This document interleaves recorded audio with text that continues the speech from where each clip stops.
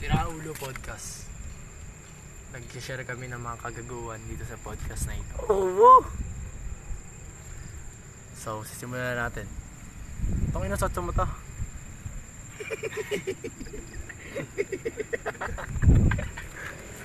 Tol, bakit kaya yung mga yung mga aso tol, dumidikit yung ano nila. Nagdidikitan sila pagkatapos sila mag-anuhan.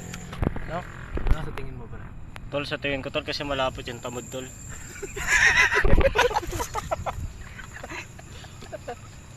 RG, ano masasabi mo, RG? Hindi daw.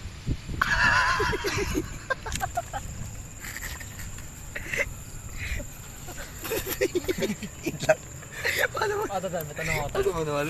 Ang ina-digirig. Mata-mata. Tol. Naka-experience na ba kayo ng aso tol? Tol, hindi pa tol. Pero kwento ni RG, oo daw. Interviewin natin siya. Di pa? Pero, ito yung tanong. Na-experience ka na ba ng aso? Nakagawa ka na assignment, di pa? Didig ka dyan. Mga pala, na-experience ka na ba ng aso? Ano, kinakain ba o ano? Na-experience ka na ng aso? Wait! Wala. Wait! Kumakain si RG ng aso. It's a Oh, no. Hindi ako makain na aso. Bobo kasi niya.